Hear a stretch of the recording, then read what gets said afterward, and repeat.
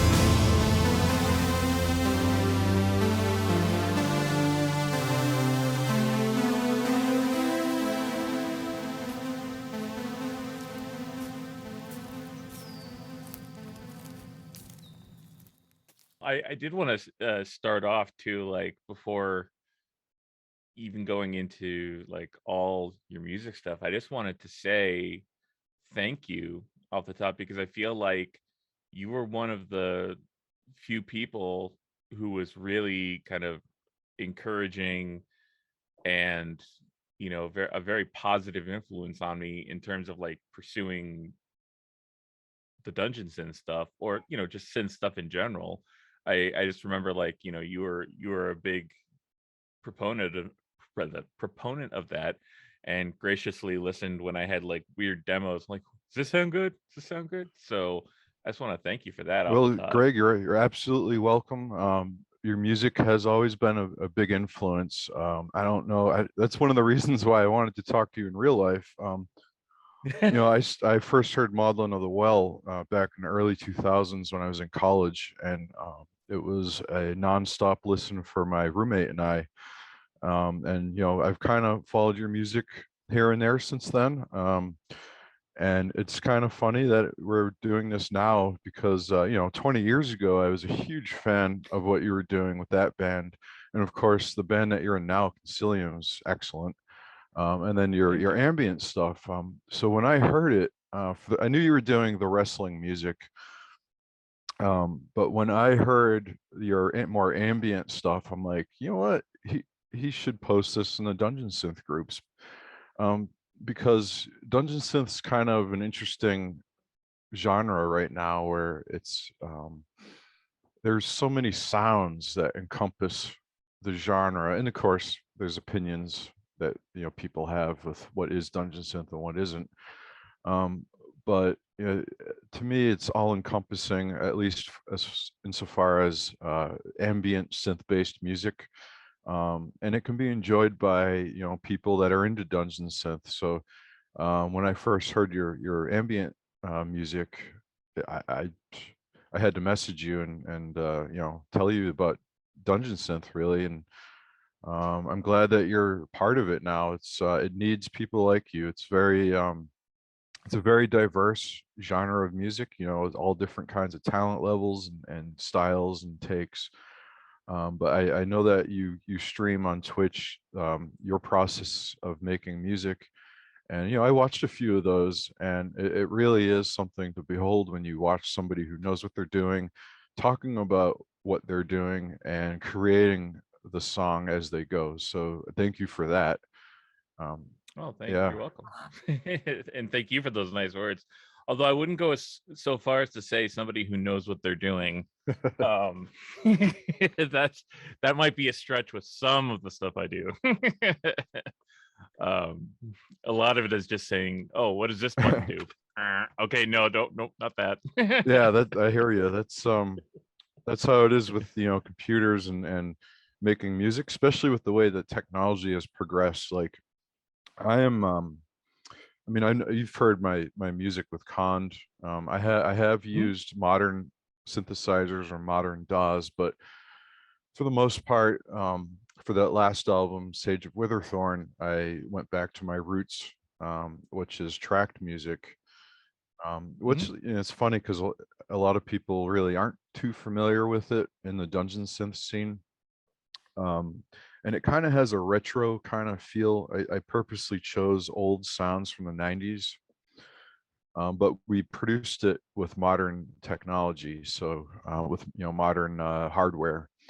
And I liked how it sounded. It's kind of interesting, but with the way music is today, it's crazy how you can get such a professionally like great sounding song just through the usage of virtual synth technology and modern DAWs. It's really 20 years ago, I never once thought it would be like this today. It's crazy. It's mind blowing. And I feel like with the modern stuff, I'm still learning. I'm like kind of behind the times. Yeah. Well, I mean, you're absolutely right. I mean, 20 years ago, um, like the idea of doing synthesizer stuff seemed a lot more inaccessible to me, at least at the time, because I'm considering, like, oh well, I still have to get a guitar amp and I have to get guitar stuff, and that's kind of my primary instrument. So I remember working at Guitar Center in 2000 and 2001, Hmm. and you know and seeing all these really cool synthesizers. And that was around the time that I was living with Taryn, who was the keyboard player in Maudlin. And I remember it was a really big deal when he got crap, what was it? It was an Emu. Yep. Yeah, Emu, right? Yeah. He got like an Emu synth module, not even like a synthesizer. I think he was still using just whatever his basic synthesizer was, but just using the MIDI to control the other things. Mm. And then it was a really big deal when he got an 88 key weighted key piano keyboard that we could use. I mean, and yeah, it's like it really was a big deal. And then fast forward to 2008, when I was kind of just dabbling with Mm. GarageBand. And and I remember like Toby from Maudlin Chaodot telling me like, oh, I got this Mellotron synth Excellent. and it sounds awesome. And yeah, and I love the sound of mellotrons. The prog nerd Mm. in me loves that shit. And of course, I look it up, and I'm thinking, oh, the software is going to be like hundreds of dollars, and I think it was like $99. I'm like, what? I couldn't Yeah. believe it. And now, again, fast forward even further to when I started getting all these synth stuff together, and it's like, yeah, you can get a thing of sounds for like $5. Yeah, it's And insane. yeah, some of them may suck, but some of them may be really cool too. You never know. And yeah, and so I've never been a synth purist in the sense that um it needs to be like an analog synth. Although, as much as I love analog synths, I would love to have a collection of them Mm, someday. me too. But yeah, yeah, I think that's the dream of Yeah. all of us. you know, but so it's just an easier kind of starting point for me to have just the software stuff and just see what happens. And you know hopefully it sounds good, and you can't tell it's fake. Yeah, and that's the thing, like with some of the new stuff out now, and especially if you have a decent MIDI controller, you can emulate the sound of an actual hardware synth, and nobody could tell. It's Mhm. absolutely insane how this technology has unfolded right before our eyes, especially really in the last decade. I mean, I know there were like VST you could download in the mid 2000s, but I mean it's grown so much since then, and I'm sure we would all love hardware synths. I mean, I have a few myself, but they're so expensive. And I Yeah. mean, you can throw thousands into into this stuff. And I know people that are addicted, that they just can't stop buying synthesizers. It's like their hobby.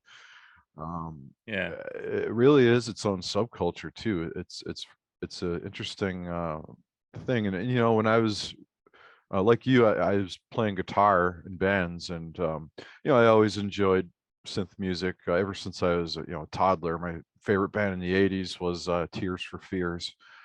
Um, Oh, so okay. I always loved synth based music, but when I first started creating synth based music, it was just I felt like a kind of freedom with what you can do with sounds. Um, that I mean, I guess you could do it with guitars too, as well. Um, but there's something about synth music that is just kind of different. I can't really Yeah. pinpoint it. Like you can do all sorts of sounds with guitars. I mean, you can even have a MIDI guitar now and use and play the guitar as a synth. Um, but really, like the options of sounds, it's just and the different brands of keyboards or what you're emulating is just it's like a whole entire world waiting to be discovered. And I'm still I feel like I'm still getting my toes wet. Like it's crazy. Yeah. But you've been doing it way longer than me, and you're still getting your toes wet. That Yeah. means Well, okay. I'm pretty slow. Like with the con stuff, I do. If I feel like I do an album every 7 years. I'm kind of trying to change that. Although I did take a break recently um, from the dungeon synth scene. Really, I just kind of stepped back a little. Um, I am working on music still. I'm almost done with another release, but that's not Okay. conned though. It's anonymous at the moment, but I'm sure people eventually figure out it's me when it comes out, maybe. Um, but yeah, it's I love synths and synth music and computer-based music, electronic music. Aside from metal, I mean, I still listen to metal, of course. Yeah. But to be honest, I don't listen to as much metal as I used to when I was in my 20s. I don't know if it's it's not like I got sick of it. I just don't follow it as much as I used to. I find it more difficult, the older you get to keep up with the times. I know. I I totally get that. It's yeah. I mean, I still feel like I'll listen. I still feel like I listen to metal a lot, but I also, and I'm sure it's the same with you. I think over the years I've just developed like my ear is developed in such a way that there's just times when it doesn't want that sound. Like it doesn't want the heavy distortion and the, what have you. It yearns for other shit, whether it be, and I feel like it's electronic music, synth music, um really fills that gap that sometimes my ear needs when it wants to listen to something but not necessarily wants to be assaulted. Yeah, I agree, absolutely, for sure. And You- it's I wish I just had more time to do. I wish I did music for a job. I think a lot of us yeah, do. Um, it's something I really enjoy doing, but the older I get, I'm just finding it harder to keep up with what I hear in my head, like what I record, what I hear. I just wish I could work faster. Um, yeah, I don't know. same. Same. Yeah, it's yeah, I still was listening to the other day I was putting on the unfinished second Ballast record, and I love it. I love the music I wrote for it. I love the performances that I've gotten so far from the other people on it, but it hasn't been finished yet for like 10 years. And yeah, it's like the longer it goes, I'm like, oh, am I ever gonna Uh, finish this? And like, but I'm like, but there's still something to be said there. Like there's music there that, whether or not people like it or not, I whatever, that doesn't matter. But there's a statement in that music which I was making at the time, which I feel should be released, but and finished. But it's just, but yeah, it's the workflow aspect. And so I mean, doing the dungeons and stuff and the ambient stuff, I mean, that was kind of a revelation for me in terms of working quicker than I'm used to. But I kind of was hoping that it would kind of translate into being able to finish other projects faster, which it really hasn't. I know the feeling, and I have so much unfinished music, and that's part of my problem. I don't know if it's ADHD or whatnot. I've never been diagnosed, but I do have a problem with finishing music sometimes. I mean, I have hundreds of tracks that just I've started I did over want the to last start 20 some off odd too, like years. I've just before started and never even going finished. And into I like go to all work on the it again. music I'm like, stuff. I what just the wanted to hell was I doing? say I don't remember. thank you off the Um, top because I feel sometimes like I do, but you were it's one of the so to me it's few like I people went hiking who with was a friend really kind of yesterday. He's in a few bands in encouraging the New England area, and and we were talking a very about the same positive thing. influence on me in And I was terms of saying like how pursuing creating music the sometimes is like dungeons and stuff, surfing, or just where synth stuff in you catch a general. wave and you I keep just going remember with like it, or you just wipe you out were a big completely. Um, proponent of I don't a surf, but proponent of that that, analogy and kind of, graciously listened when I I've had like always weird kind of said demos. I'm like, that does because this there's sound like good? Does this sound sometimes, good? where you get So in a I just want groove to and thank you you for can that off just the top.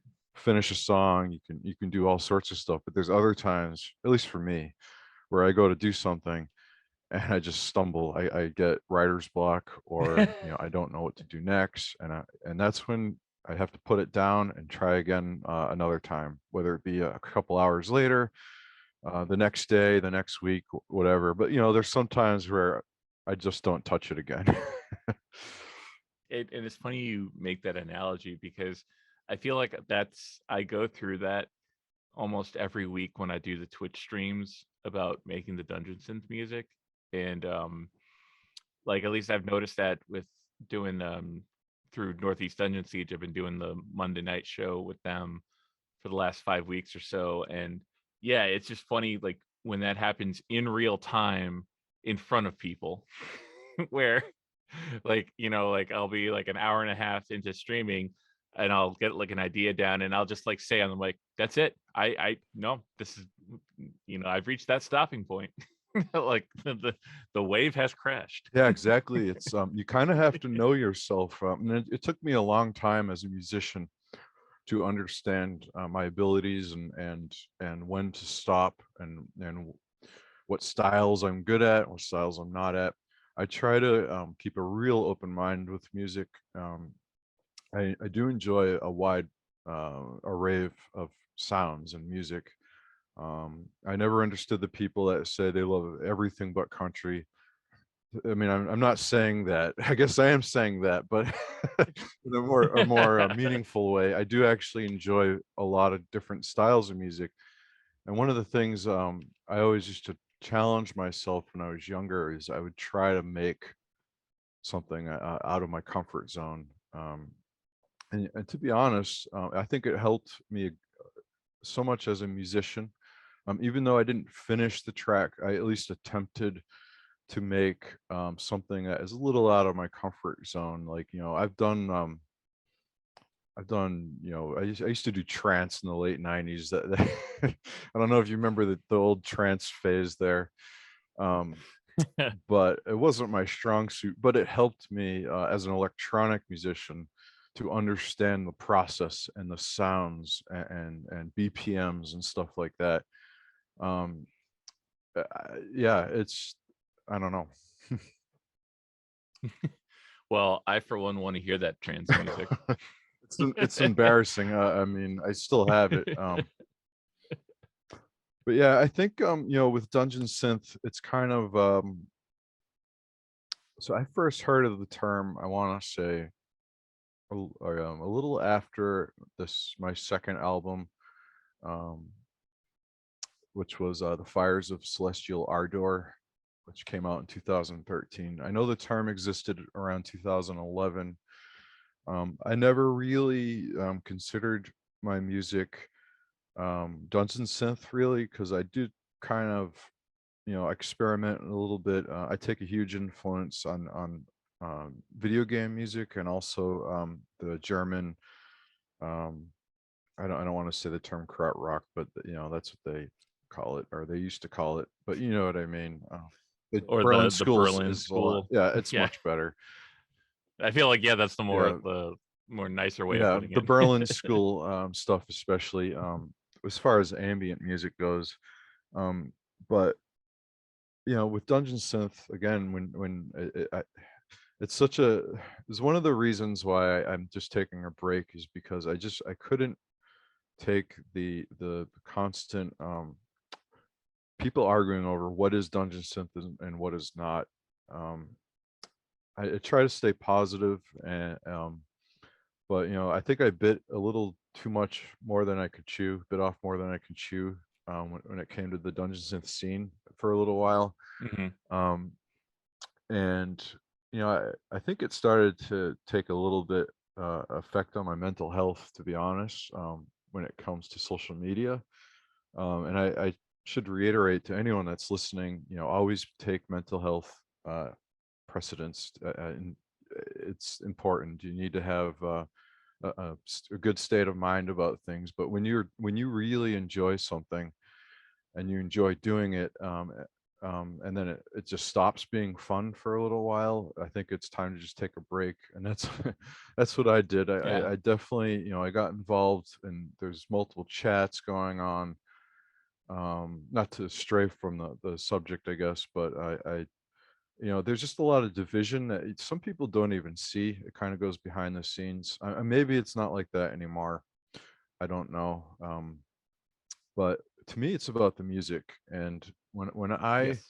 I kind of disappear, I release something and disappear. Um, I guess I don't know. That's just how it's been.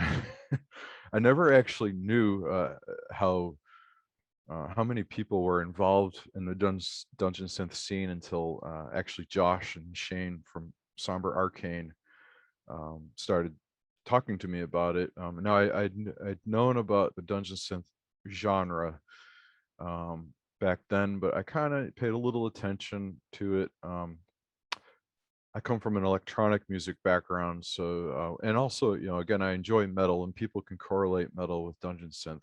Um, but I kind of just stayed, an arm's length away. I knew about, some of the big projects that were coming out, but I never really dove into it until I want to say 2018 or 19, when I Okay. first jumped into those groups. I used to be part of a dungeon synth group on Facebook that was different. There's so many of them.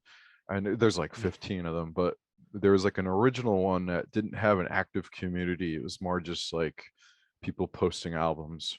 That's what I was part of. So I kind of kept up with that, but I wasn't part of the actual the group with people interacting until I don't know 4 years ago or so. Okay. So my mind was blown about how many projects there are, and it still is. And it's so good to see that kind of activity, that kind of musicianship, that kind of community. And it was something that I was not aware of, and like, I was kind of blown away about when I first started being part of it.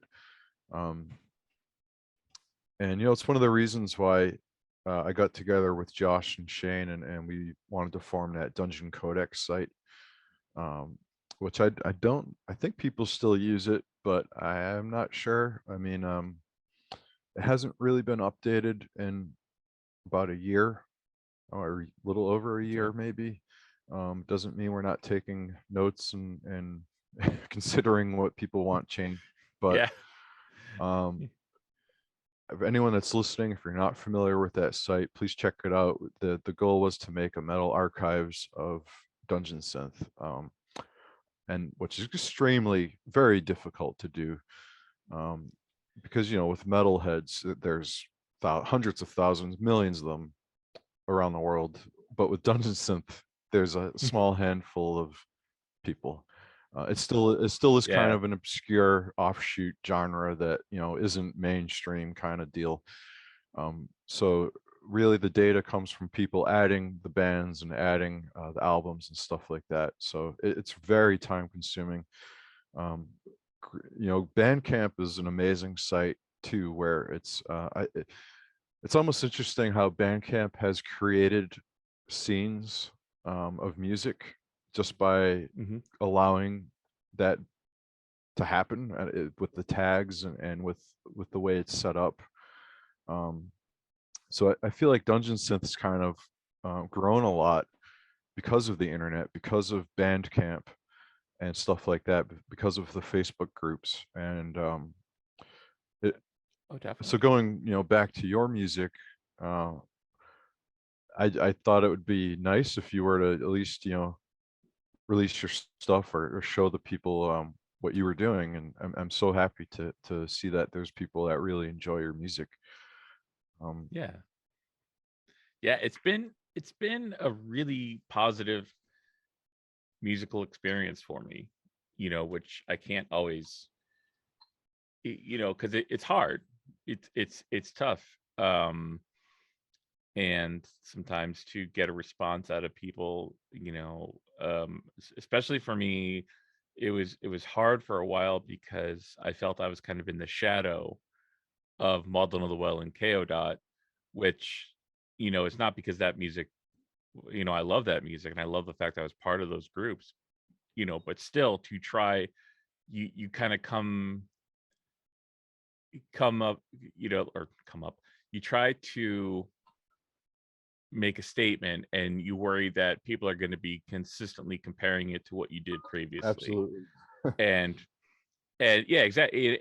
And coming from Malden and Chaodot, I was in groups where they had really experimental or adventurous music with really amazing lyrics. And so already you're at a you're at a disadvantage, because if your music doesn't kind of live up to that and your lyrics don't live up to that, then you're I always kind of worried. You see that all the time with metal bands who have like members split off and do their solo Oh projects, yeah. and basically just I remember actually my specific example is uh Crimson Yep. Glory. And and obviously Crimson Glory, like the main writer in that was John Drenning, but the other guitar player, um fuck, what was his name? Ben Jackson.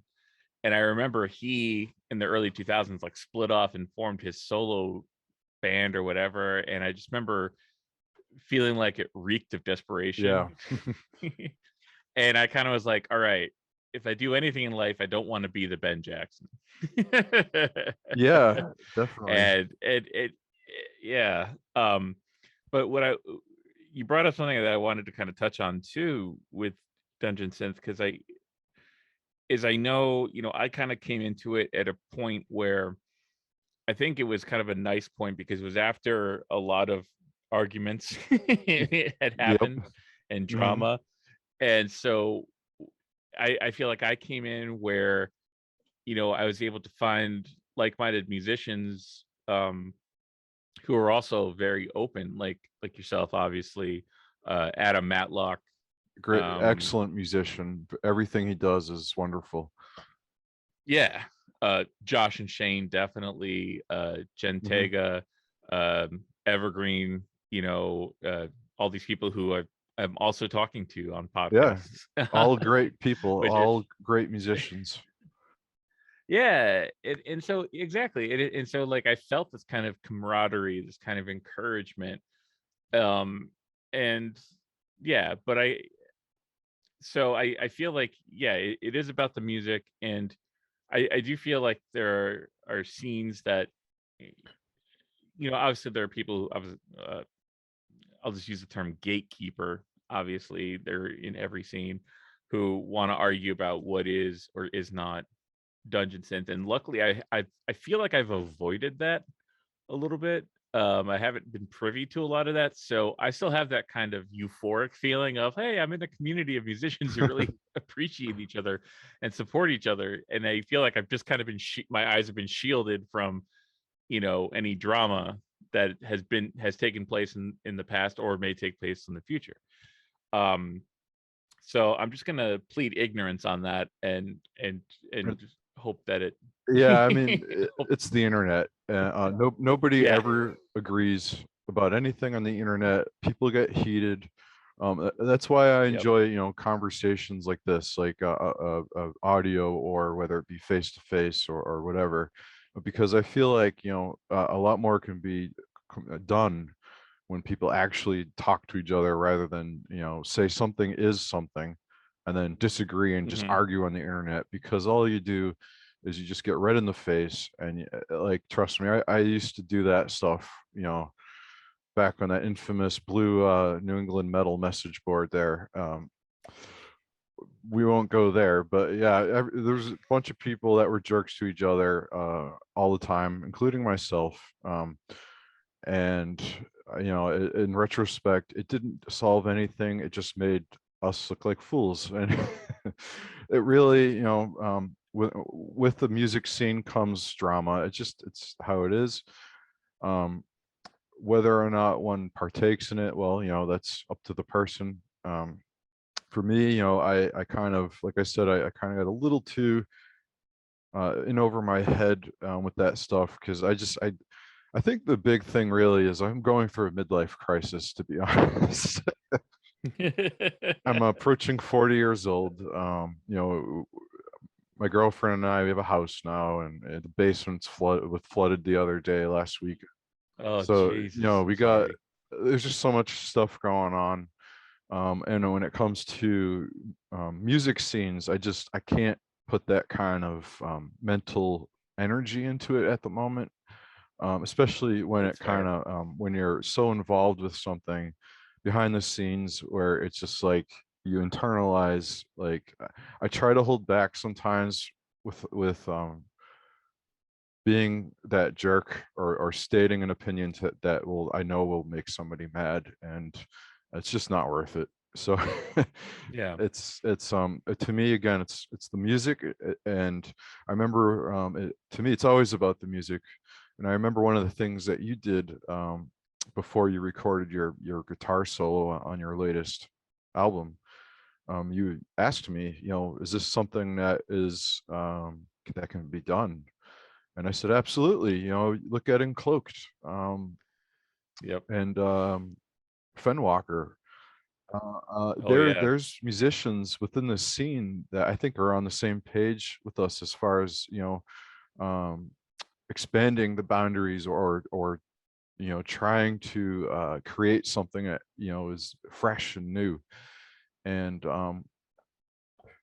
the argument with what is dungeon synth and what isn't dungeon synth, I have always been torn on that in some ways, because I can understand. I mean, I don't know how familiar you are with like the old school 90s cult dungeon synth, but it is quite different than some of the stuff you hear today. Yeah. So I can understand why there are people that say this is dungeon synth and this isn't dungeon synth. That's how it is. I mean, it's how it is in the metal scene. This is death metal. This isn't death metal. This is deathcore. This is black metal. Yeah. Nope, that's not black metal. They're not wearing corpse paint. This is true black metal, and this is untrue. At the end of the metal. day, I'm approaching 40. I think you're a little older than me. Yeah. Over. Yeah. It's like, what is the point? Like, it's like, dude, you're right on point. Like, yeah, you get to that, and it's like, I don't really care about that. I care about music, and I don't care about, my wife and I were just at her in-laws' house, and we got into this discussion about ABBA, and I think they just kind of assumed that I'm a metal guy and I'm would agree with them that ABBA is trash. I'm like, no, I love ABBA. What are you talking about? They're amazing. And just the look of horror on their face. And I'm like, I gave up a long time ago on trying to or being embarrassed about what I like and what moves me. You know what I mean? Like, it's all good. If music moves you, that's the most important thing to me. How it's made, whatever. But you just have to you're right. It just eventually you just kind of, there's just no point in arguing about it. It's just people have different opinions. Okay, that's fine. But what do you really like? And that's all that really matters, and I think there are a fair number of people within the kind of dungeon synth community who are also of that mindset, and those are the people I think I find myself drawn to for talking about stuff, or and also making really good music. Yeah, so. absolutely. And I think, again, I mean, going back to having an open mind about music, I think not only like from a external level on what you produce as you release music, I think it's important to not hinder yourself with regard to music as a composer, because if you go into music with a mindset like, oh, I don't want to do this because it's not true sounding, or this isn't doesn't sound, that people won't like this, that's the wrong mindset. To me, the best thing that you can do as a musician and as a composer is to make music for yourself, what you enjoy. And if other people enjoy it, that's wonderful. That's great. That's the best feeling. But when you're trying to create music, and if you let like external definitions or genres or emotions or opinions of other people affect what you're creating, you're limiting yourself. You're limiting your growth as a musician, and you're limiting what you're going to create at that very moment. So, that's the thing that's interesting to me about dungeon synth today, is it means a lot of different things to a lot of different people. But at the end of the day, the key word is synth, so as long as you have a synthesizer and you create atmospheric or fantasy sounding kind of thing, that's all great. I mean, again, I just wish, I don't know, it's good to hear that there's people that feel the same way that you and I do about that. It's refreshing, because part of the reason, like I was saying earlier, I don't listen to as much metal as I used to. Doesn't mean I don't like it. But I started to feel like I became limiting myself. I started to limit myself as a musician, as a guitar player, because at the end of the day, if you're playing a riff, like a black metal riff, for example, there's probably a riff in another song that sounds exactly like that, which is hard to do. It's hard to come up with an original melody. It is, yeah. But with the synth music, I feel like I'm a little bit better at writing stuff than I am at guitar and playing. I'm not the greatest guitarist. I mean, I enjoy watching you play because you can do all sorts of stuff that I can't do. Thank you. In fact, I was telling somebody that that we should hire Ret Con Industries to do guest guitar work because I saw that on your webpage. Oh, Yeah. that was more geared towards the wrestling Oh. folks, but I mean, just because I had done a bunch of guest guitar solos, I'm like, may as well just put it out there. Yeah. Like, because I did it. I mean, anyway, sorry. Well, it's again, going to your music now and the music you created in the past with Maudlin and KO Dot. I think the overall thing that I enjoy about your catalog of music is that it's original and you have different styles and different sounds. And to me, that's what I look like as I approach, 40 years old. The older I get, the more I appreciate music in general. In my early 20s, I was a little, cult black metal mentality, but I soon realized it's kind of goofy. I'm not Norwegian, and it wasn't 1992. You weren't burning No. churches? Nope. That's not to say that I don't enjoy that stuff. I still, I throw on some old black metal and stuff. But when it comes to personal goals as a musician, again, I feel like there is having an open mind is the best thing you can possibly do as a musician. Yes. So yeah, that's my take on creating music or having the mindset to go in to create something new. Yeah.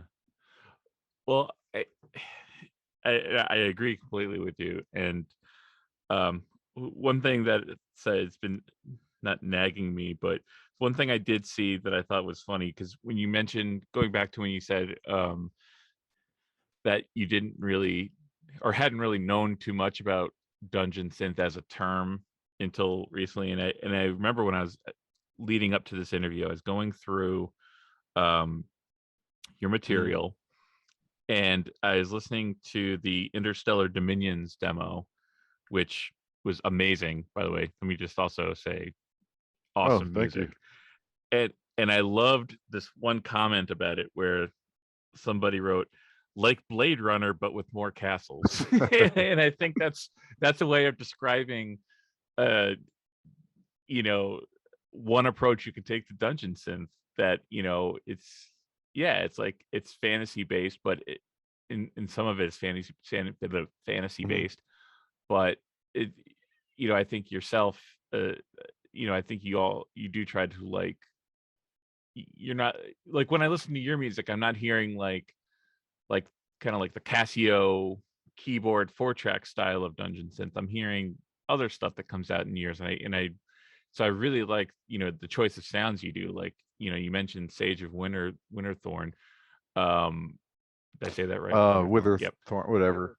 It's Witherthorn. It's a made up name, anyways. I don't even know what Witherthorn is. So it's still like I felt like, when I was doing the podcast with Evergreen, I had to, like, I realized halfway through that I was saying hideous gomphidius wrong, and I was saying hideous gomphibious. Oh boy.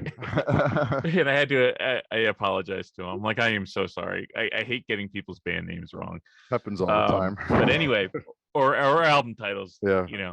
But anyway, but yeah, like, I know you mentioned the kind of integrating the tracking type of music with modern recording, and I do think it sounds like a really modern record. It doesn't sound like you're trying to go back in time necessarily, and I just love the vibe on it. So I think you were successful in what it was you were trying to do, because I really enjoy that record a lot. Well, thank you. I appreciate it. It's kind of like the way my mindset going into the stuff I create with Khand is, how can I create something that sounds kind of new to me, but that also sounds old at the same time, if that makes any sense. No, I understand. So if you don't mind, I mean, I can start talking about the tracking scene for those. I mean, again, it's I would love that, because I know I've talked to you a little bit about tracking in the past, but I find it really fascinating and would love to hear more about it. okay. So as we all know, I mean, a lot of people today use DAWs and use MIDI.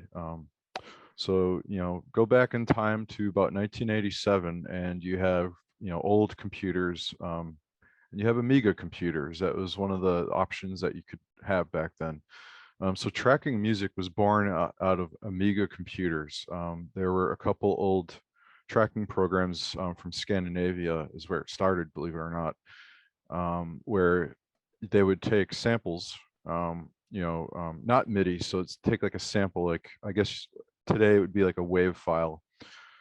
Back then, you were so limited on the space that your computer could have. I mean, we're talking megabytes. You're talking like nothing. So they would take, these instrument samples, and the tracking program would, you create essentially what they call a pattern, which goes in descending order, almost like I've described it as if you watch an old Western and you see like the piano that's playing. Yeah. Yeah. So basically the tracker, which is, I guess you could use as the name of the program and also the person that's creating it, the tracker, music tracker. They would essentially program the notes using the sample. So you use like, you can record a sample on a Casio keyboard of a C note or an E or whatever, and then you can program that different notes as the pattern goes down. So it would kind of it would take that sample and then put it up to a D note or something like that. So back in the early days, you could only use 4 tracks. So essentially 4 instruments going on at once. And actually, I'm doing something right now that's doing that. I have about 20 minutes of music of that is my homage to that scene, the late 80s, early 90s tracking scene.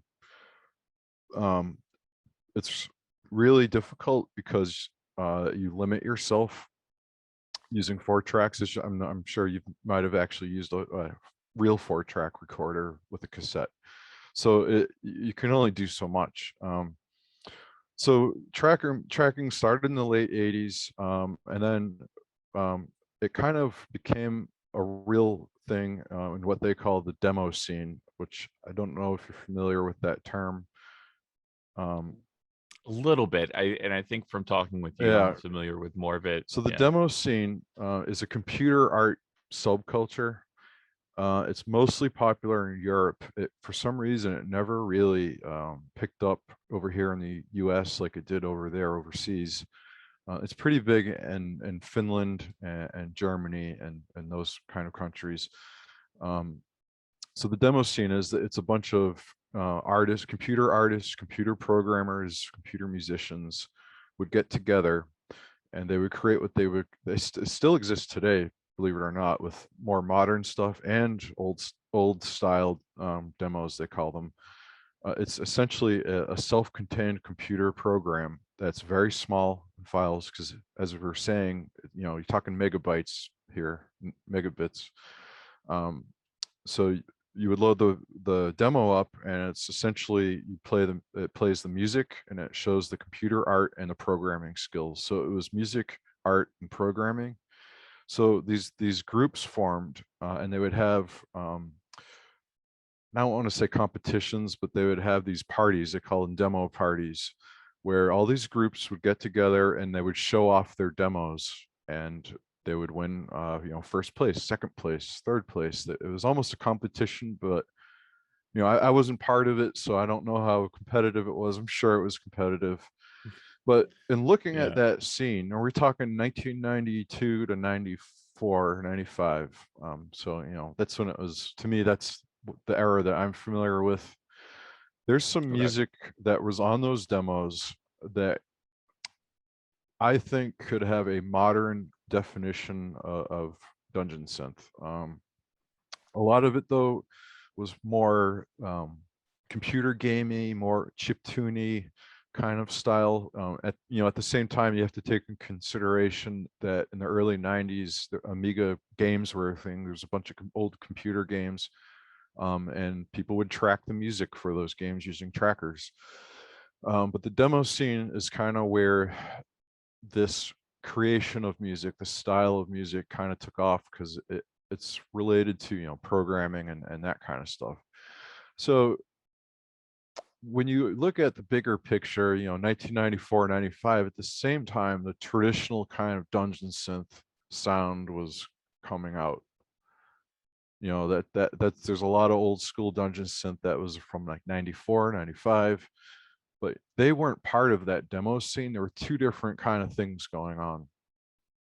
So tracked music using, samples, and then of course dungeon synth, people recording an actual synthesizer, on a 4-track or an 8-track, two different separate things. So, I realized this through talking with Shane, actually. I mean, I've been using trackers. I first started using them in 96, 97. Eventually they got off of the Amiga computers, and they had trackers for MS-DOS and Windows. So back in 96, I was on AOL. I don't know if you were on AOL, but Oh, of course. so they used to have, I don't know if you remember, but they had groups, like these AOL groups kind of, and then they had, of course, had chat rooms. I had met a friend. This is going to sound super nerdy. I met a friend in around 96 or so, in a Final Fantasy fan fiction AOL group. And we were talking, about music and stuff, and he started telling me about trackers. And at the time, I was a young teenager. I wasn't really familiar with it at the time. So I downloaded, I can't even remember which one it was, but it was one of the old ones. And the stuff I was doing was absolutely like terrible. It was garbage.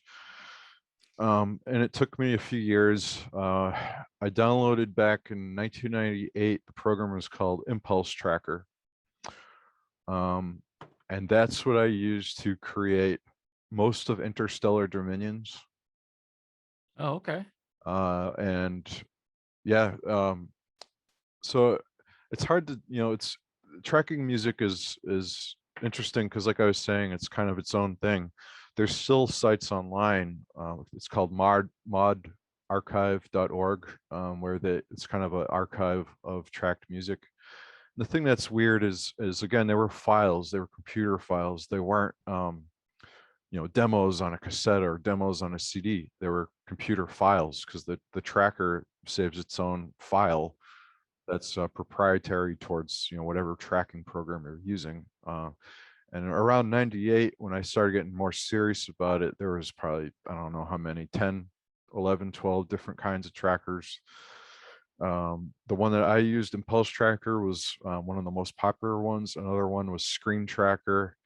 And what was the other? There's a few of them. I know, actually, I've briefly talked to Orang about it, the Dungeon Synth artist Orang, and he actually used trackers as well. I think he still might use them today.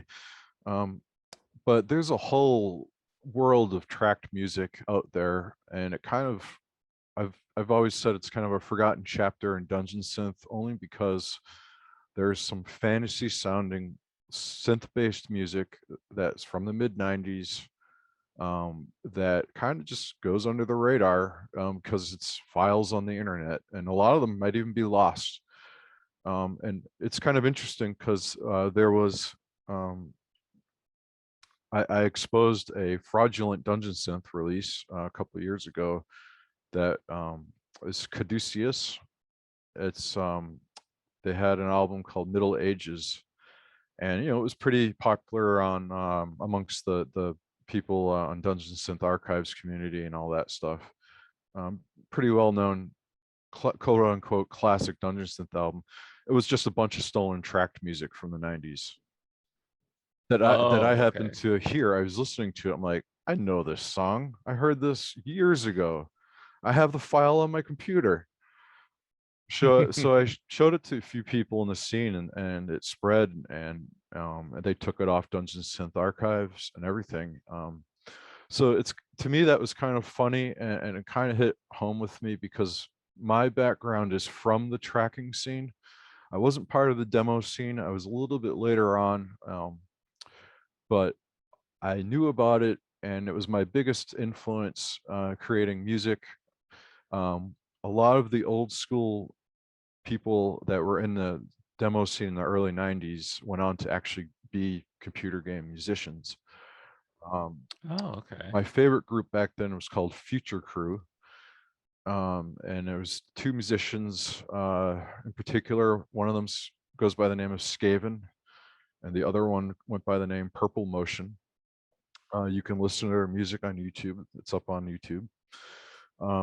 They both had careers in the gaming industry, and still to this day. Actually, the guy behind Purple Motion writes classical music. He's a Finnish composer, and he actually did the soundtrack to kind of, a known game on computer games today, which is City Skylines. It's like Sim City, build your own city. He did the music to that. Skaven was my favorite. He had some tracks. There's a track called Crystal Dragon from 1992. That to me is fantasy dungeon synth, but nobody knows about it because it's not on a cassette. But you can listen to it on the internet if you want. So it's kind of, when I got more active in the dungeon synth scene again around 2018, kind of, I released my Interstellar Dominions and the next album, Fires of Celestial Ardour, both which were heavy on the tracking as well. But I didn't really make that connection until I talked to Shane from Somber Arcane, because I was always kind of, I still do, I still feel like the stuff that I've created for Khand at least isn't really the traditional dungeon synth sound as we were talking about earlier. But I began to, as I was talking to Shane, I began to embrace the fact that I use trackers because nobody really does in this scene. I mean, maybe a handful, if that, of people do. It's kind of a odd way of making music in 2021. Most people today that use trackers make chiptune music or are doing, demo scene stuff today in Europe. But for the most part, it's chiptune music, and every now and then, you'll hear a chiptune song that was created using trackers. At least I do, because that's every now and then I'll check out what's going on in the chiptune world. But for Dungeon Synth, I kind of, Shane convinced me to embrace the fact that I use trackers and to talk about it. So I started talking about it, and I might have annoyed a few people because I did talk about it quite a bit. But maybe not, I don't know. But it's something that I take pride in, that it's almost like a skill I have, a music skill that kind of is like obsolete in some ways. And I'm not the greatest tracker by any means. Some of the people that create music using trackers, it blows my mind what they can do. But I take pride in at least the stuff I've written using trackers, and it's something that I was hoping I would hear more in the dungeon synth scene, because it's another way to make music. And again, it's a sample based creation rather than a MIDI based, because with MIDI you're sending a signal to the computer, right? So you hit your chord on your controller and you see it pop up on the piano roll on your DAW. Whereas with trackers, or at least the old trackers, you have to program the notes. You don't play them out per se. So it's a different way of making music. Although I will say, nowadays there are modern tracking programs that incorporate MIDI and incorporate other modern elements, VSTs, which I haven't actually used because it's something new to learn. And that's another thing, is all the tracking programs are different they're not the same. They're generally the same. They operate the same way, but they're different. But the modern one I think that people use mostly is called Reason. It's essentially a DAW and a tracker, and it's something that I kind of want to dabble in, but again, learning new stuff is, sometimes I'm all about it, other times I'll get a little lazy and I don't want to learn a new DAW. But I'm actually in the process of learning Ableton with a buddy of mine, actually the person who mastered and helped mix the Sage of Witherthorn. He owns a music studio. He's a big fan of synths and music production. He lives down in Kentucky. He was a friend of my old college roommate that I mentioned earlier, who we would always listen to Maudlin of the Well in the early 2000s, and that's how I know him, through the internet. But we've talked for over 20 years now, and him and I actually, now that I'm not so active doing dungeon synth stuff, we've considered trying to get our feet wet and possibly getting into the video game music industry, which is very challenging.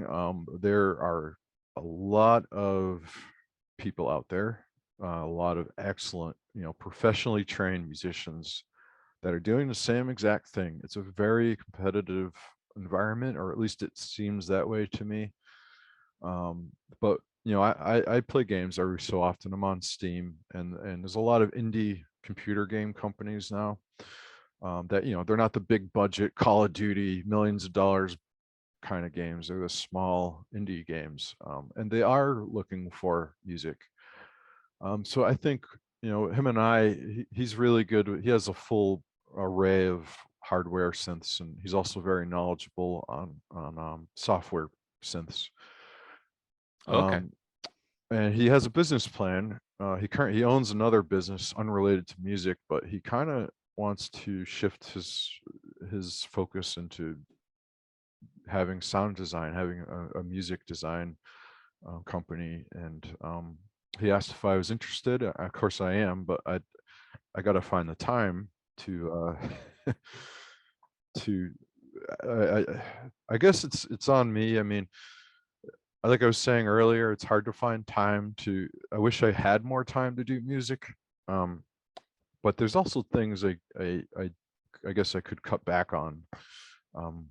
That I could focus more on music if I'm going to try to do it as a living. Yeah. I mean, that's all of our goal, right? Wouldn't it be awesome to make money, or at least the same money you're making at the job you have now, or better, doing something that you actually enjoy doing? Yeah, I think that's because I don't enjoy what I do.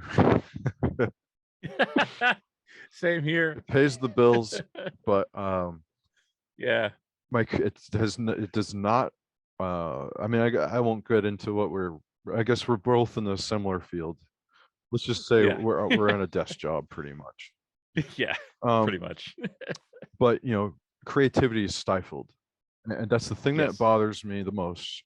Is that I like to consider myself a creative person, but when I have an office job, you're busy bee. You're not doing stuff.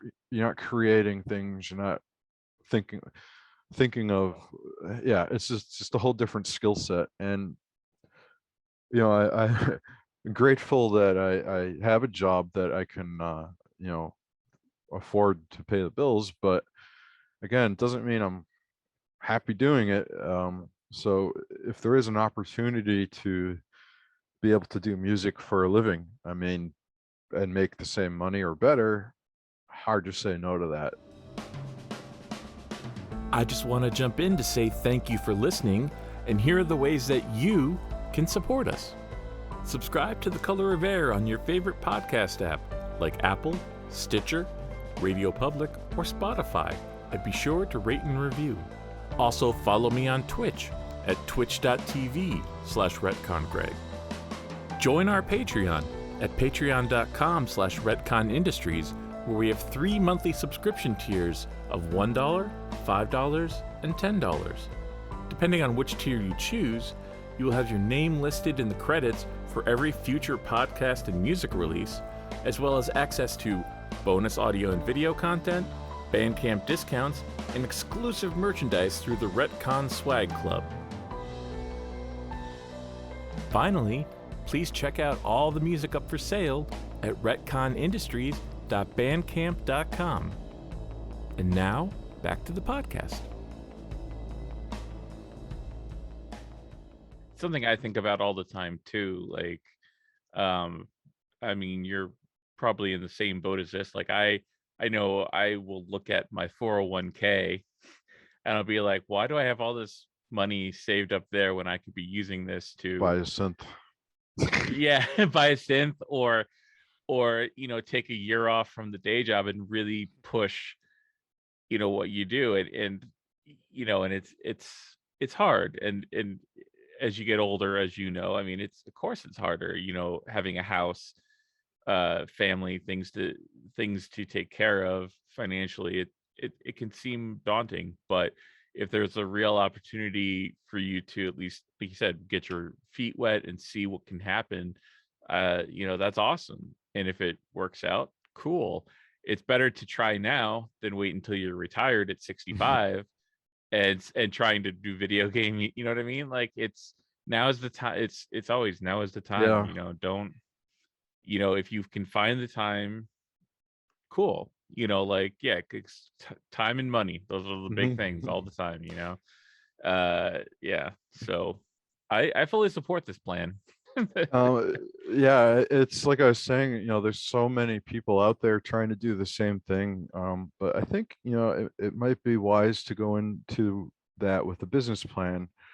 And Yes. I guess our plan currently is to try to have an actual release, like a style, an album out, I guess you could say, that's a particular style for a particular style of game. And then you kind of reach out to, you put it out there, not like on Bandcamp or something like that, but you kind of reach out in different ways to the gaming companies.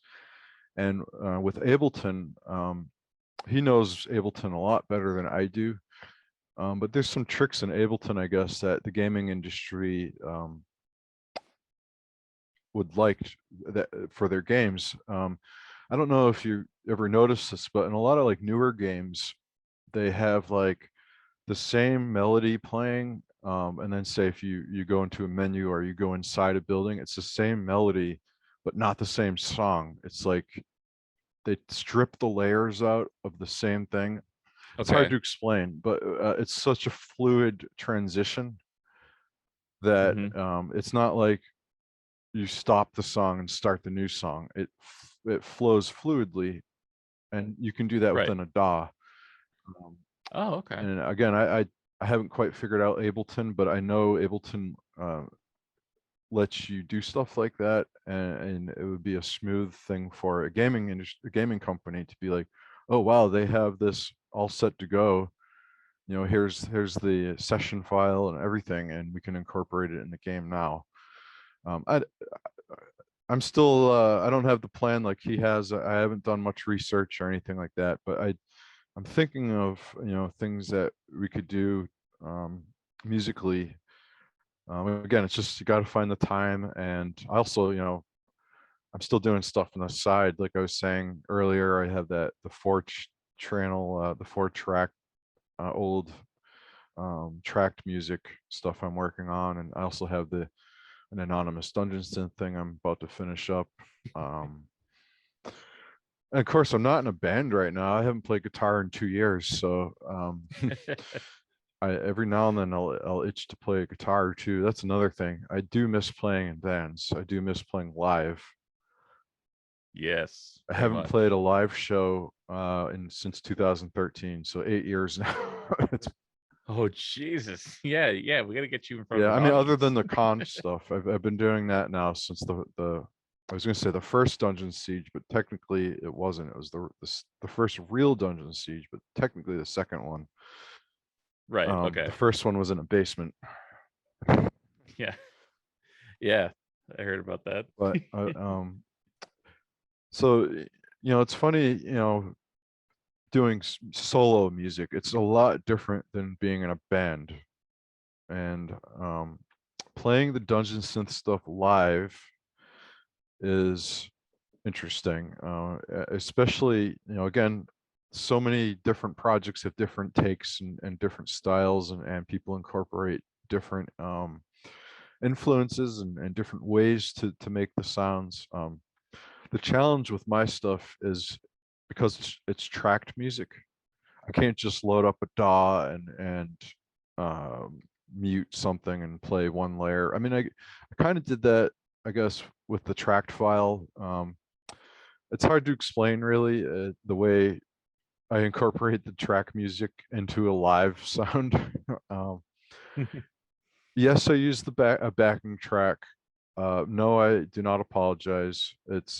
I I feel like it would have been impossible for me to play everything live. I only have two hands. Yes. Yes. And I am impressed by the people that do play everything live. Um, my stuff, I just can't. There's too many things going on. Yeah, well, that's Yeah. fair. That's fair. There's you have nothing to apologize for with that. I think there's a lot of people in that Ye- same boat, and it does, to me, it doesn't deter from their performance at all. Yeah, I mean, to be honest, I was super nervous the first set I played live, and actually, Malfet played right before me, and I'll never forget, him and I were backstage at the Siege in Worcester. We're both talking about how nervous we were, and like, he's an excellent musician. He's been doing music for a long time too, and I've been doing music for a little while myself, and here we are, sitting there, trembling backstage, like, oh my God, I've never. Well, I think he actually played a show, Malfet, before that, but that was the first time I actually was doing it, and I was so nervous. And one of the things going on in my head was like, man, I'm not playing this everything I want. I'm cheating. I have a backing track, or people are going to think I'm cheating. It was just, one of the things I was nervous about, but it seems that nobody really cares. I mean, I'm actually playing stuff. I'm not sitting there and pushing or miming or Right. pushing a button. Yeah. I'm actually playing stuff. So it's difficult. I'm not a pianist by any means. I'm an electronic musician and a guitarist, but not a pianist. And it's my one regret as a musician is not taking piano lessons. And I'm thinking, here I am now getting older. I'm like, man, I really should take piano lessons. It's Yeah. hard. It's hard. I took them in college because I had to for the music major, and I joke about it now on my streams when I have to play something like a piano player. I have to like play some, and I try to play it live, even though I know it's MIDI, I can program it, what have you. But I try to play it live just to get the organic feel sometimes, and I mess up so much. I'm like, that teacher I had would not be. She would be so pissed at me. Like, terrible technique, can't get it right. Yeah. It's difficult. It's and that's one thing, I really enjoy watching people like Adam Matlock, or somebody like Jeff from Uncloaked, or even Ross from Malfet, because they're all actual like pianists. They can actually play the piano, and I mean, they're not the only ones in the music scene, but they're the three that I'm most familiar with, and I really enjoy watching them play their instrument, because it's like, man, they're so good at their instrument. And I don't know, here I am sitting there in an old DOS program programming a note. It's just it's a whole different way to do the music. I do add layers with my synthesizer and stuff, but I'm not playing fancy stuff. And actually, Right. that the last Dungeon Siege I did, when I did the Dead Can Dance cover and stuff, that was the most I've played in a long time. And I couldn't help but notice, I'm watching my left hand when I'm playing the set. I'm like, man, my left hand is garbage. My right hand is, I can, move around, I can play stuff, but my left hand is not up to par with my right hand. I can only play like basic stuff in my left hand. So it's like, I'm thinking like, man, I should take piano lessons. I feel like it would make me a much better, more confident pianist than I am now. That's for sure. Yeah. Well, it's I like that you brought up your last Dungeon Siege set from April, because I loved it. I think it was Oh, brilliant. thank you.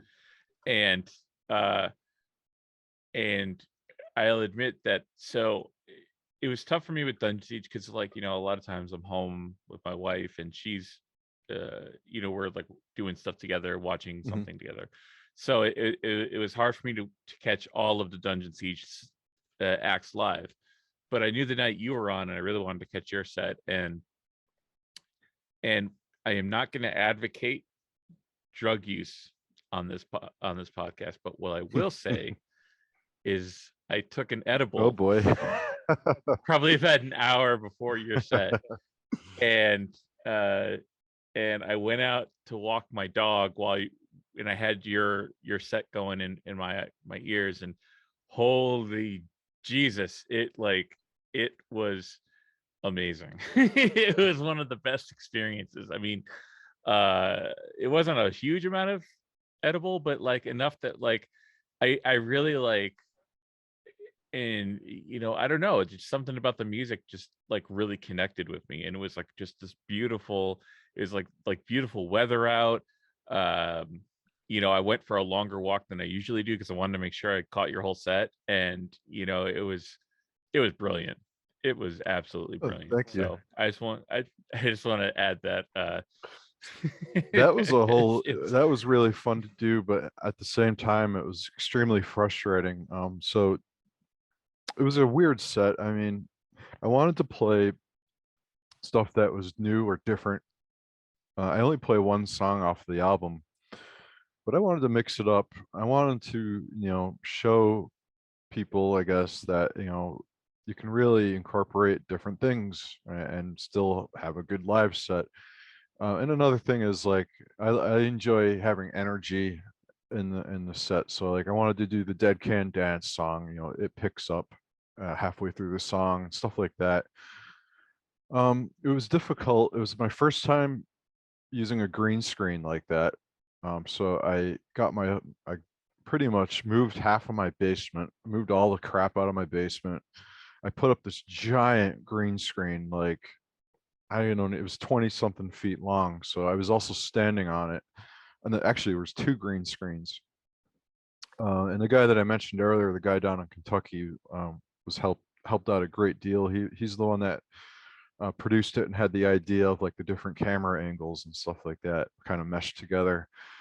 But the thing is so I was the very late addition. Josh, at first I told Josh I wasn't interested because like I said, we just got this house and there was just so much going on. And I was like, I just don't have the time right now to really focus on a live set because I don't want to play the same live songs every year in and year out. I'm not releasing an album every 3 months. So I only have so much to work with. And so, I went into it trying to figure out which songs I can play from my catalog and what songs I can play from stuff that I really enjoy that would be challenging. And so I found the opening track was an unreleased track from 2013. I made it around the time of my Fires of Celestial Ardour album. I think right after it. It was kind of the first song that was going to be on the stage of Witherthorn, but it didn't make the cut. So I was like, you know what? Let me try this live. It's called The Squire's Dream. It's not even on anything. It's the only thing that exists about it on the internet is on YouTube. So I played that, and then I was a couple, actually Adam Matlock was part of, or was thinking about starting a Dead Can Dance cover compilation of multiple dungeon synth artists around the same time. So I was already familiar with which Dead Can Dance song I wanted to cover, and I chose Kintara. So that I was kind of familiar with, but I chose to incorporate that in the live set. And then the third song I played was off Interstellar Dominions. It was the song Loki's Revenge. I never played that live before. To me, that was probably the worst track out of the whole set, because it's the most kind of not a lot of moving parts to it, I guess. But I did try to make it interesting, added some additional layers that weren't on the original recording. But then the fourth song was a gamble. I was a little nervous. I wasn't sure how people would accept that track. It was a computer game cover of this game called Deus Ex, which came out in the year 2000. It's a kind of a science fiction-y shooter kind of game, with a very deep storyline about conspiracy theories and aliens and all that kind of fun stuff. But the music of that game was created by two of my favorite tracker musicians. So I wanted to cover a song as a homage to my influences as from the tracking scene. And the soundtrack is done by this guy named Mikkel van den Bos. He's a Dutch musician. And then this other person, Alexander Brandon, who it's to me, it's a legendary soundtrack. I mean, if you go online and you listen to it, it's like 3 or 4 hours long. It was kind of a groundbreaking soundtrack, to be honest. It was very long, and it was one of those, like we were saying earlier, you enter a new area into the game and a new part of the track would play. So they did that using trackers. I still don't quite understand how they did that. But anyways, to make a long story short, I chose that track, and it's not dungeon synth in the slightest, not even close. It's more electronic, kind of, I don't want to say dancey music, but I wanted to add a dungeon synth twist to it. So, what more can you do than add brass? Yeah. I got a couple different brass sounds from my Roland D05. It's a little tiny module that it's pretty much essentially the Roland D50 keyboard, which was big in the late 80s. And of course, a lot of our favorite 80s soundtracks, 80s music was created on the Roland D50. And it was like $750. It's expensive, but not like thousands like some synthesizers. So I went with it. Actually, I feel like I want to play with it more. There's so many great sounds on it, and one of the sounds was a good brass sound. So I chose that, and I added some brass to that song. And then yeah, I was really nervous, watching the chat. The chat on the fest is crazy. I don't know if you were watching the chat go as well. That was a It's little bit. like, it's hilarious. It's like, Yeah. I was like laughing, the whole time pretty much. It's just funny. I was nervous though, because again, I mean, it's not dungeon synth, and as we were saying, earlier, there are the people that are, kind of gatekeeper is the term, I guess. And I'm friends with a few of them, and I appreciate and understand their reasoning behind that. But again, like we were saying earlier, when you as a musician, I like to challenge myself and kind of get outside my comfort zone, and that's exactly what that Yes. song was. So I kind of took a gamble, and it is what it is, and it's out there, and I'm glad people liked it. I actually I emailed the two composers of that soundtrack and told them about it, and I don't know if they watched it, but they did respond, so that was cool at least. Oh, cool. Yeah. Well, it's funny you brought up the chat during the Dungeon Siege, because I have to admit, like, one thing that I found really nice about the chat was, everybody had kind of a different vibe to their set. Yeah. some were more cinematic than others. Some were not. It's and like you said, everyone had like a slightly different sound. So it wasn't. I didn't feel like you're watching like the same thing over and over again. You know, and what I found in the chat was I found that like really if I can't say this for sure, but if somebody say wasn't into whatever was playing at that time, it seemed to me that they didn't mention it. You know what I mean? So really it was like they were letting the support and the encouragement come through and not just being like, oh, this is crap or something like that. So even if somebody out there was watching it and felt like one of the sets they were watching was crap, they didn't say it. And I thought that was really refreshing for a chat room because, Yeah. like, because sometimes they can, people will just like, well, let me tell you my opinion. Mhm. And so I thought that was really nice. So the thing about the dungeon synth scene that kind of I don't know, it's very positive, which is a good thing, and you want to have positivity. You want to create that environment so people feel comfortable to be themselves and release the music that they want to create. But the one thing I've always noticed, and it always strikes me as odd, is if you go to that Rate Your Music site. If you ever been Oh there, God. so like, Oh yeah. why does everything have 2 stars? Like, it's like, okay, so everyone loves this, then why give it 2 stars? I mean, I'm not saying it's one person or whatever, but it's like, it's just a weird thing. And I was like thinking in my head one day, I'm like, is the dungeon synth positivity real, or is it fake? And it's like, it doesn't matter. It doesn't really matter. It's good to have that positive vibe, but when I go to the Rate Your Music stuff, it's like, people are brutal on that site, and it's the polar opposite of the vibe that you get in that chat room. Um, and then of course the behind the scenes, the chats, the Facebook chats I was in, there was a lot of not a lot of negativity, but there were some people that express their opinions they don't publicly express. Oh yeah. And I'm sure I'm sure there were people that had those opinions too. Yeah, I didn't think like, oh, everybody loves everything. That's just not realistic. But yeah, it's just where you choose to express that opinion or how you choose to express that yeah. opinion. And it's refreshing to see people not tearing somebody down. And Yeah. again, with Dungeon Synth, it's a solo project usually, not all the time, but 99% of them are solo musicians. So when you do get a critique, people can take it personally. It's not like it's a band of 4 or 5 people.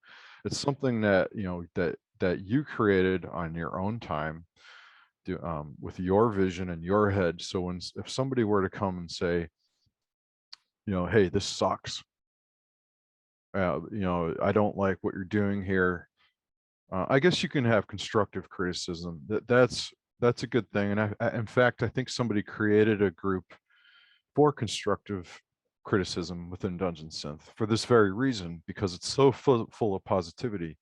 If you can help somebody become a better musician and give them advice, to me, that's amazing. And Oh yeah. you just have to be careful to not make somebody want to quit music forever. Right. Because there are a Exactly. lot of younger people in the scene that are twice as young as us. It's probably their first release.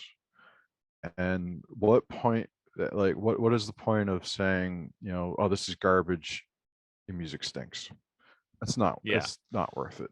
And No. it's good to not see that. So um but actually one of the catalysts for me wanting to get off of Facebook and step back from the scene a little bit, somebody actually said Khan sucks to me. I got Ugh. a toxic conversation with somebody in the scene. I won't say who. It is what it is. I might have said an opinion about a band that's not even Dungeon Synth. And like I was saying earlier, I try to hold my opinions back these days. I do. Sometimes Yeah. there's no point into arguing on the internet, really. Never goes anywhere. But I was having a bad day, and I kind of made a sarcastic remark, and I pissed somebody off, and they started insulting me and started saying my music sucked. And I was like, you know what? I'm just taking a break. This is like, I've been doing this for so long. It's like, I kind of almost felt disrespected in some ways. It's hard to, like I was saying, if somebody could constructively criticize the music, or say something they don't like in a positive manner, that's wonderful. But if somebody's actually going out and personally attacking you, that's just like, and it's happened more than once, not with me but other people in the scene, where personal insults are just tossed around, and it's like, I don't know. I've had experiences like that. I mean, we had an experience that with Malden of the Well, where there was a guy, I won't say his name, but there was a guy who I think, I don't know what happened, but he then had a personal problem with Toby in the band, and basically his review of our albums was really more of a personal attack. Yeah. It wasn't, this music is, again, like you said, like, if there's something you want to constructively criticize, have at it, you know what I mean? But it was really just this person's saying, like, I personally feel the main guy in this band is a piece of shit, and I'm going to base my entire opinion of the band around that, not on the music. You know what I mean? And so that just doesn't help anybody, and it really makes the reviewer or the person saying it look worse, in my opinion. But like you said, you're personally invested in your music, especially with the solo stuff, and so yeah, like, if someone comes at you like that, that even if you've been around a while and your skin is harder, or thicker, it's still, on a bad day, yeah, someone can send one of those things that sends you into that place, and it sucks. Yeah. And Yep. well, hopefully we'll see new music from you soon, and please don't let one jerk's opinion No, stop you it from was from doing what you do. it is what it was. I mean, it's Yeah. I am sure this person would think other. I don't know. It was kind of a rash reaction to something so silly, over whether or not, I'll just say it flat out. I said the band Death Heaven wasn't black metal, but I didn't mean it in a gatekeeper way. I don't know. It came off the wrong way, and that's what started it. People can feel how they want about that. It's it's something so stupid, over, like we're saying, a classification of a sound, and Yeah. doesn't matter. It doesn't really matter, or does it not matter. I mean, the music is music. If you enjoy it, Yes. you enjoy it. If you don't, you don't. Other people will like it. Other people won't like it. That's how it is. Yeah. And for whatever reason, I think Death Heaven is kind of like the biggest lightning rod band at the moment. Like, it just seems like any kind of discussion with them is going to get into these polarizing opinions. Yeah. It's, again, and it's based on, what is real black metal, whatever. I don't Yeah. care. But that's what I feel with it. So, like, I tend to just kind of, like, step back, and I'll listen to their music, and I have my own opinions about it, but like, but yeah, it's just not worth it. It's just not worth it. Like, and certainly the band is benefiting from it, Yeah. because they are, like, getting their name out there, and what is it, no, what is it, I forget the line, but, like, no press is bad press, and it's just like, so if they're able to turn that, and not feel self-conscious about their music, and still pursue what they're doing, and become better at it and bigger, then really people's opinions really don't matter. Yeah, exactly. And yeah, so anyway, it's It's I think it's just, like we were saying with the dungeon synth scene, the positivity though is good. yes. there was a lot of negativity a few years ago before you actually, I think, were in the groups, with regard to, Yeah, probably. I mean, the big thing, I mean, I'll just go out and say it, is Burzum. Um, Oh I yeah, don't want to get into politics or anything like that. don't need to. But you can't, I mean, it was such a big deal to the point where like friendships were destroyed and arguments and people banned and all that, because he's a controversial figure who, you know, created ambient synthesizer music, which is, you know, essentially dungeon synth. Um, some people think his music's terrible. Other people think it's groundbreaking. It's, you know, it's the same thing. Is it dungeon synth? Is it not? He's a piece of shit. He's not a great guy. He is a piece of shit. I think we all know that. Everyone can agree that he's a piece of shit. Yeah. But you know, and it's one of the things. So, like I was saying, you know, I was at one point, I was, or in my early 20s, I was kind of like that cult mentality. I was not burning churches. I was not doing any of that stuff. You know, I was a college student. If that's like, um, but um, I liked Burzum. You know, I didn't really, when I first heard Burzum, I was in high school, um, and I didn't understand or didn't care really about the. I didn't even know, to be honest. I mean, the internet was different back then too. You only were available with, you know, Yeah. so much info, but I didn't even think about the politics behind the creator at the time. So it's hard for me to shut off Burzum as I don't want to say an influence, but with my music, but definitely I did listen to Burzum at one point in my life for sure. And I feel that he is part of Dungeon Synth.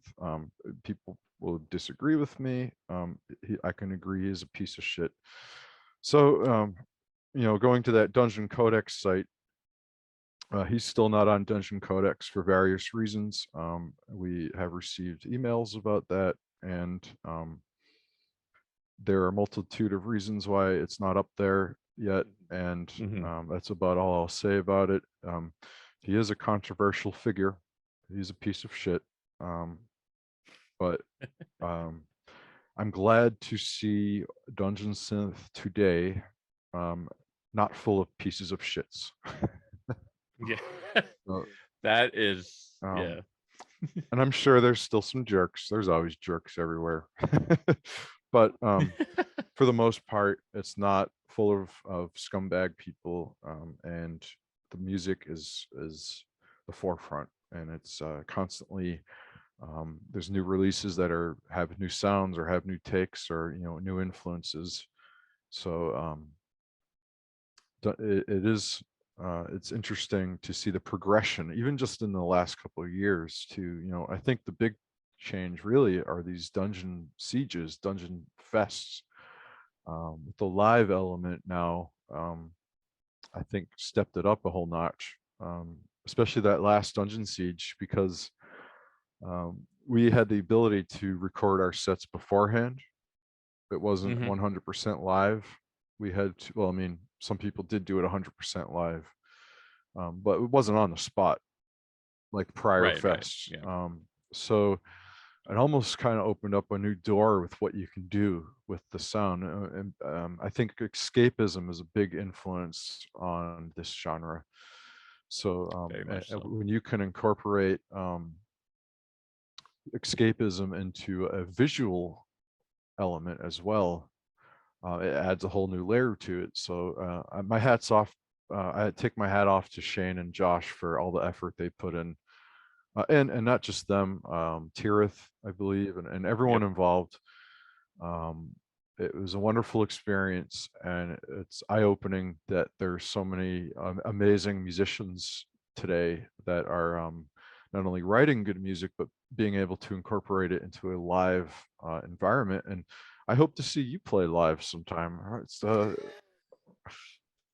That's the hope. That is definitely the hope. And I've talked with Shane about it a little bit. And I know when I kind of like briefly mentioned it to Jen, and she's like, just tell me whenever you're playing live, I'll get you on a show. And So yeah, I don't know how that would work just yet. It is something I'm considering, and I would be honored to do a show with you sometime, and do some kind of synth show, because yeah, I that is kind of the next evolution of what I would like to do musically going forward, because I've never done that before. So I feel like, again, out of my comfort zone. So how does it work? How am I going to make it work? I don't know yet, Mm. but it is something that's in the cards. Yeah, I mean, I think it's doable. I think you could totally pull it off. And when the time comes, if you're ready, or you're experimenting, I'll be more than happy to lend my ear, or my some advice, or Oh, thank anything you. like that. I mean, I don't know what kind of equipment you have other than your Yeah. laptop. I don't know if you do you write on a desktop? I don't even Okay. use a lap. Yeah, I Yeah, have a you might desktop. have to get a laptop, and Well, I have my uh iPad, and I do have stuff on the iPad. Uh, I don't know. We'll see. Yeah, I haven't given too much thought yeah. yet, but other than sure, let's do it. I feel like I need to like say yes to a gig and then be forced to do it, because otherwise it's more like in my head, like, oh yes, I'd like to play live, that would be great, but there's no real incentive for me to figure that out. Like, I have nothing. But if someone says, would you play this show, and I say yes, then I have a time frame where it's like, okay, you're playing live whether or not you're ready or not. You're doing it, and whether it's good or whether it's shit depends on how much effort you put into making sure it works. And so I think, I actually did do a solo acoustic guitar gig, and it was basically like that. It was someone offered me a chance to play, and I said, you know what, I'm just going to do it. And I prepped the material as well as I could. Some things went good, some things Mm. didn't, but like whatever, it was a great experience and helped me get out of that, mentality, or the, of, or being weird about it or nervous about it. Yeah. So yeah. So I feel like I could do it, and I'm not saying I wouldn't guarantee that it's the greatest thing ever, but I would do it just to try and I see will what say, happens. it's hard to see with a hood, and it's also very hard. It's hard to see if you wear a mask under that hood, and it's hard to see if you're under a stage in the darkness. So I played a show in Maine, up at Gino's. It was a wonderful show. It was Lurker Magazine's the first um, zine edition.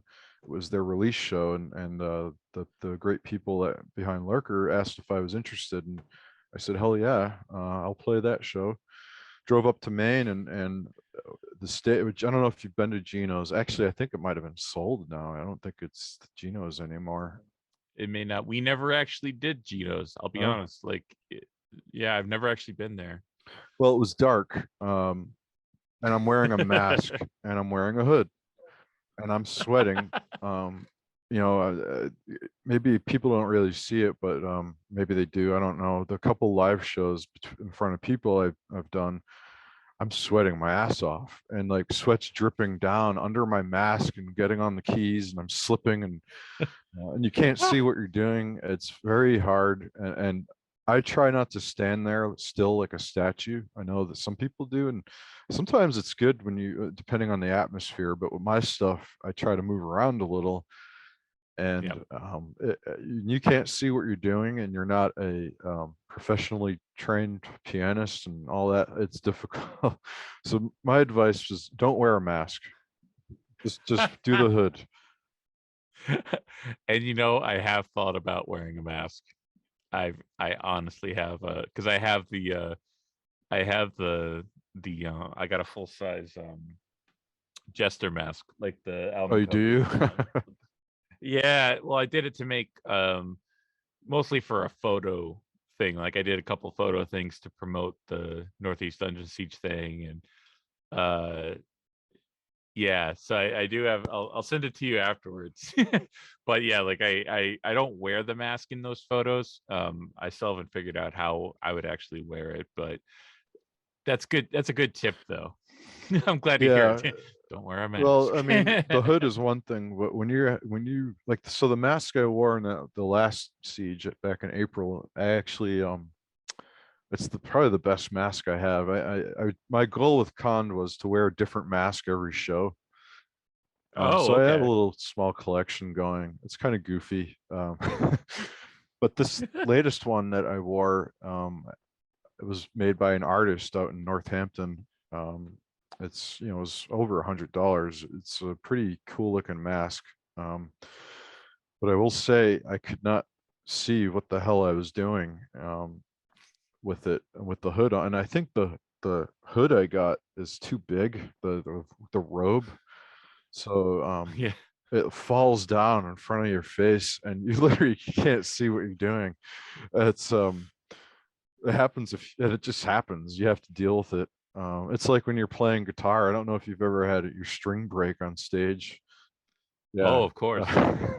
I've had I've had string breaks. I've had actually at like one of Maudlin's biggest, I shouldn't say biggest gigs, but one of like when we opened up for Lacuna Coil and Oh man, Moonspell. what a show. Where was that? I was at the Worcester Palladium, Shit. December of 2001, I Man, want to say. I should have went. Um, and it was like we had, and I shouldn't say, when I say opening up for Lacuna Coil and Moonspell, don't get this fancy notion that like we were like this like cherished opener. There was probably about 5 or 6 opening bands on that because it's a Was it a Worcester pay to Palladium play? gig. I won't say yes and I won't say no because we didn't, because I think it was set up through a record label Okay. at the time, and they did have tickets. So I'm willing to bet they paid to get us on Yeah. that show, but I don't know Yep. for sure. But yeah, we had 3 songs because that was a set for us, and I broke my string during the first song, and basically I was an idiot and left my spare guitar in the car. So the entire second song of the set, I wasn't on stage. I was out in the streets of Worcester running to my car, getting the guitar, coming back, getting back on stage, and getting it tuned up and ready to go for the third song. Hey, at least you had a second guitar. I mean, imagine if I broke a string once at a show in Connecticut at this place called Cherry Street. Oh yeah, And I know Cherry Street. I had no second guitar, so I had to play the rest of the show without a high E string, Oh Jesus. which is it's But the high string, but you kind of need that when you're doing leads and stuff. yeah, exactly. Yeah, you're absolutely right. I mean, yeah. And oh shit, you got me thinking about something else. Like, well, and another thing, like I remember there's a KO show I did when I had really long hair, which I miss, and I hate the fact that I've gone bald on top. No comment. But it's one of the realities of getting That's old. part of I the guess. reason why I wear a hood. Just kidding. So yeah, I like the hood too for that same exact reason. It's either a hood or a ball cap. That's kind of like my 2 looks at this point. But yeah, there was a show where it was like really hot, and so my hair was kind of like, I was sweating a lot, and the hair was kind of like, I guess not brushed great, and I'm doing my head banging, and I had an Iron Maiden necklace, which is almost kind of like, looked like a cross, but it was just like like, yeah, it was kind of like a cross, but anyway, or no, it was a sword. I'm sorry, it was a sword Yep. necklace, and I remember I banged my head, and the necklace jumps up, pops in my hair, and gets stuck. Mm. And I'm sitting there like trying to play, and like I've got this thing dangling, and I'm like, I'm like, what is this? And I ended up just like ripping, and I thought I was gonna rip hair out, but instead what I did was I broke the necklace that the sword was hanging on. So the rest of the set, I have this sword in my hair dangling. Dear God, that's hilarious. Yeah, I've been there, man. I've been, yeah, I've been there with. So There's all sorts of shit that can go wrong. So, good to know that hoods and masks are cool, but have a warning that comes So with them. I had a equipment malfunction at that show in Maine that I mentioned. So as I was saying, I have a backing track that I play stuff over. And the backing track goes into a USB. I have a Focusrite or Scarlett 2i2. Yep. One of the red ones. Well, before I got that, I had an M Audio one, which I was not impressed. I enjoy M Audio. They have some good stuff, but the audio device I had wasn't, the quality build was just different, and so it had a loose connection with the USB. So I'm playing, and my backing track dies. Ugh. However, I had a failsafe, so I brought an MP3 player. I plugged it into I have a 12 track mixing console and another 8 track. I have 2 mixing consoles that I plug everything into. And I had the Okay. MP3 player. I hit it at the same time when I start my set. I hit them both, just in case the connection on the M Audio device went, because it was happening, when I was practicing, and it happened to go, and I noticed it. I wear headphones under the hood too. I wear little studio earbuds, because for some reason I don't know, I like to hear it right in my ear when it's coming to like the that makes synth sense. music at least. And I noticed that I heard a huge drop in the sound. I'm like, oh shit. So I'm like freaking out, and I turned up the volume on the MP3 player, and it was seamless. I was like, whew. It would have been embarrassing had my backing track just completely, I mean, I would have, improved some ambient stuff had I not thought of that. But yeah, equipment malfunctions, it's part of the game, part of the process of music. It's Yep. it's bound to happen. So Yeah. I went through a few, like a pretty good streak of having some sort of equipment malfunction at every single show, and I'm like, can I just have one show, just one, where everything works, everything is good, nothing's nothing's wrong, nothing's it just yeah. So yeah, if you're gonna do your synth stuff live, I would definitely make sure you have a solid connection, and okay. And fail yes, safes. it's